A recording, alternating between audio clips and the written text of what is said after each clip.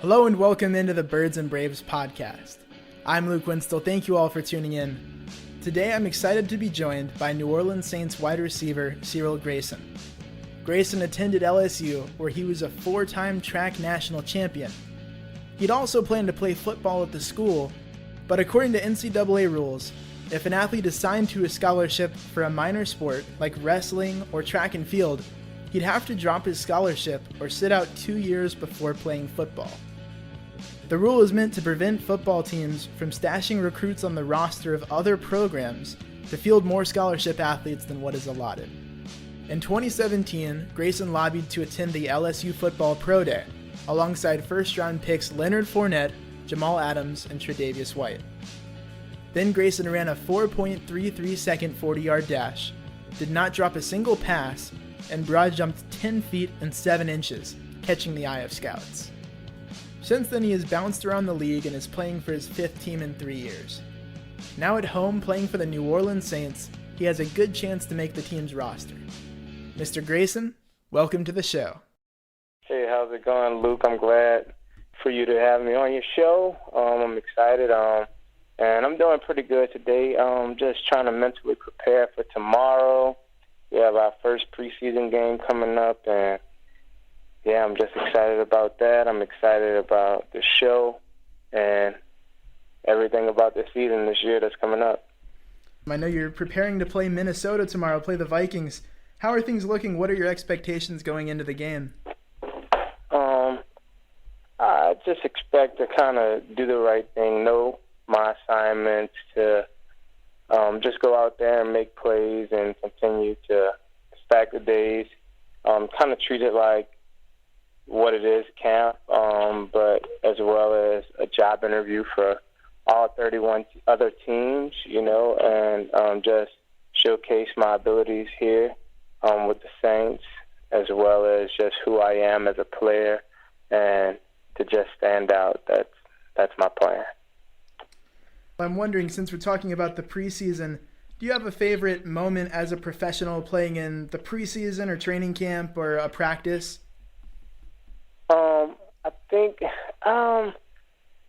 I can remember, I just remember my very first game, and it was actually like scoring a touchdown and just celebrating with everybody, and it was actually kind of like a bittersweet moment because after we finished celebrating and being so excited, the touchdown actually got called back after review.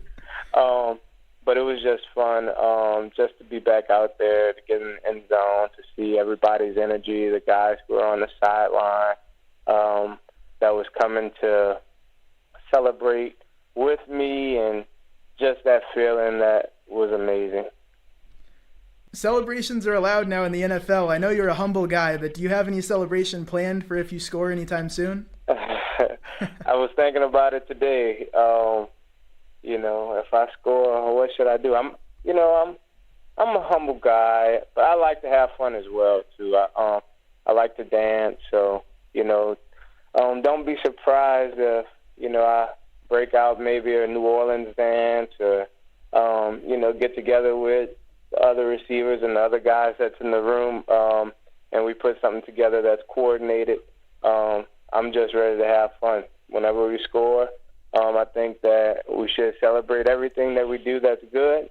I'm a believer in the Bible, and every time when God created, he celebrated. He looked at it and he said that it's good. So I plan on every time I do something good, to kind of celebrate that moment, because we always lose like those moments when we just kind of let them pass us up. You mentioned maybe doing something New Orleans related. You grew up in Louisiana. What's been your favorite part of playing for a team that's in the same state where you grew up?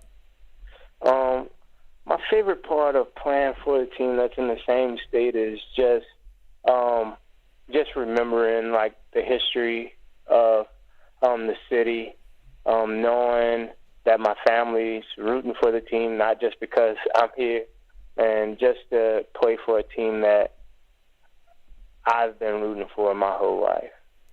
Will you have a lot of family in your preseason games when they're played in New Orleans?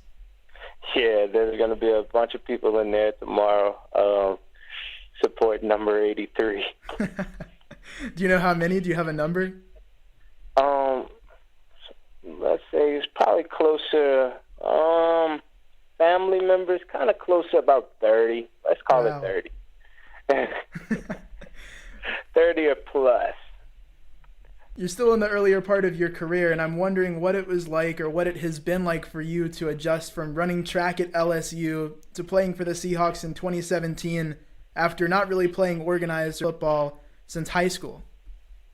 Yeah, I mean, even now, and especially when I just got in, it was a kind of big jump, a learning curve that I had to try to hurry up and catch up to. I still kind of feel it every now and then. And I think the biggest curve that I'm trying to leap over now is experience, because experience just puts other guys, way out in front. Experience is the most important part of this game. So at first it was the learning curve on how to learn the plays and the intricacies of the different plays that these offenses in the NFL run, and learning the defenses and going against guys who are real savvy. But I think now, coming into this third year of going into camps and preseason, I think that I'm catching up to a point where I'm ready to give it a good go. You mentioned experience. The quarterback you're playing with, Drew Brees, a future Hall of Famer, came into the league when you were in the neighborhood of 7 years old. He's got plenty of experience. What's it been like playing with him? It's been real cool playing with a guy with so much experience. And one of my coaches said it, and I see it all the time. Drew is a genius, ball player. He knows everything that's happening. And just to be around that type of knowledge, I try to just kind of watch him and see how he moves and his different routines and just different stuff like that, and try to, pick up whatever I can. Being a young guy, it's hard to have that sort of wisdom in the game, but it's real good when you have that type of wisdom on side of you. Have you learned anything big from Drew that's really helped you develop throughout this offseason? Just kind of always teaching me like little tips and different ways that what he's looking at and how he's reading the defense and where he wants me to be, and I'm just kind of trying to be available in those ways. My coaches, Ronald Curry and CJ Curtis Johnson, they've been real big parts of my learning.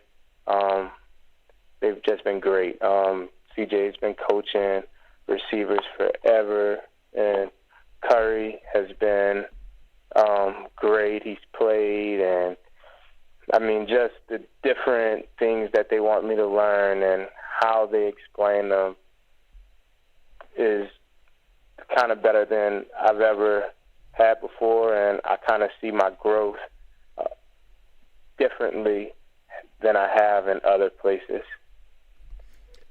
Based off of the plays that I've seen you make, and I've seen several make the rounds on social media in the past couple of weeks, and the speed that you have, it seems like you've got the potential to develop into a very good NFL deep threat. What do you think is the next step for you in developing into a deep threat type wide receiver on the next level? I think that the thing that I have to worry about developing into a good deep threat is just continuing to learn, continue to be a good student of the game and watching people who've done it before, and just that experience and taking what my coaches give me and running with that. Do you have anyone that you look up to or did look up to as a kid that's been kind of a role model for you, or someone that you've studied their film for at that position that you play? Since I've been here, Ted Ginn has been, a good role model for me. Us being similar type players.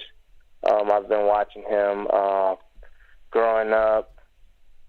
I always was a watcher of, the greats like Randy Moss, and who is probably, the greatest of all time, in my opinion, at that part, taking tops off defense and going up and getting the ball. So just watching those guys, and then just different Saints guys, Lance Moore, he maybe wasn't the most blazing guy, but having conversations with him, having conversations with Marcus Colston and Michael Lewis here, it's been good kind of learning from those guys because they're in the same offense. This offense has been here for a long time, and so I've just been trying to take up all the knowledge and history that I can of this offense so that I can be the best in this one. You mentioned Ted Ginn Jr. The Saints have a lot of speedy players on their team. Is there anyone on the team that you don't think you could beat in a 40-yard dash? Is there anyone faster than you? I have full confidence in myself. A 40-yard dash against, anybody. I'm not going to say that I'm nervous about racing anyone, but the best thing, that we know now is that football, maybe it determines if you get a job sometimes, but we won't have to line up in the 40-yard dash to race to see who's the fastest. It's all about who's scoring the touchdowns, So I try not to think about it or compare. But if we were to race, I'll bet on myself. Well, that brings me to one event that I saw pop up this offseason. It was really intriguing to me. The 40 yards of gold race, where the NFL players ran the 40-yard dash to determine the fastest player in the league, and the winner got $1 million.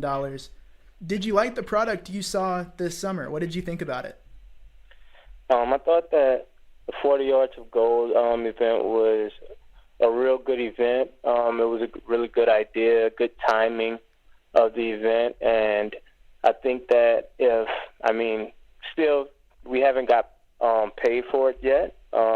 Supposedly they're going to get our money out, but some people have gone forward and, going forward to sue them for their money. I'm kind of waiting. So if, they get better sponsors and better investors into the thing, then I think that it could be a really good event. But if not, then I don't think that anybody else is going to want to participate because of what happened in the inaugural year.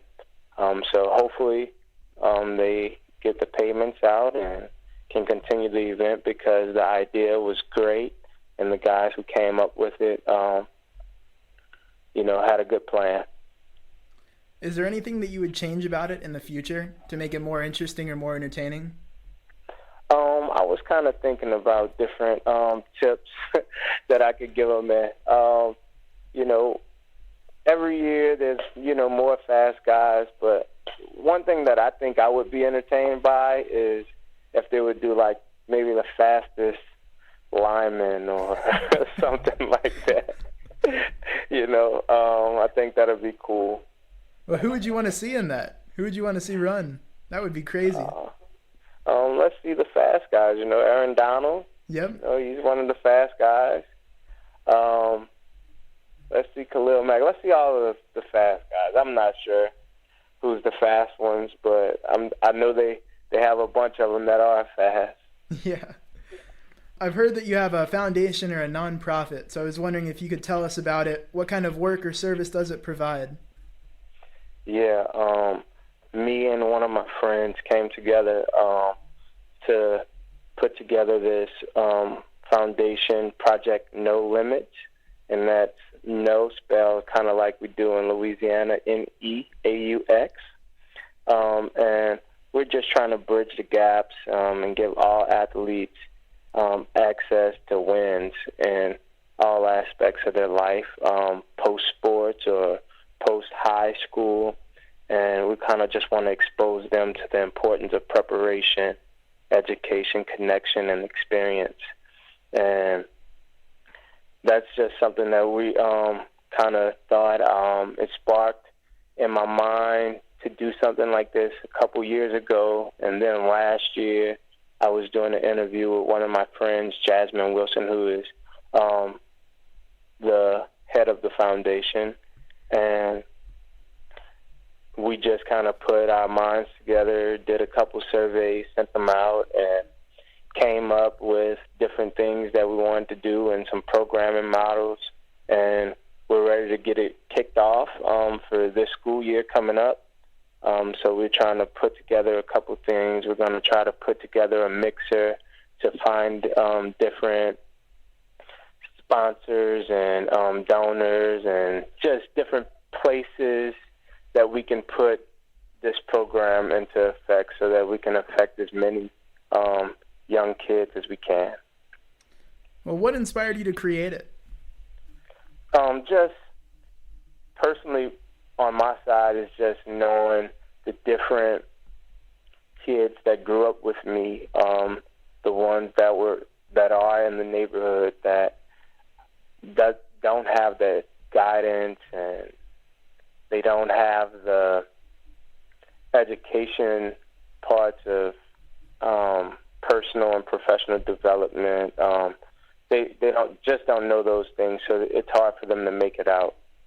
So just kind of try to provide those things and put those things in place that's not in the typical curriculum of school system. So we want to help bridge the gap for the people who don't get that with the people who do. And how can fans follow you and reach you on the internet and on social media?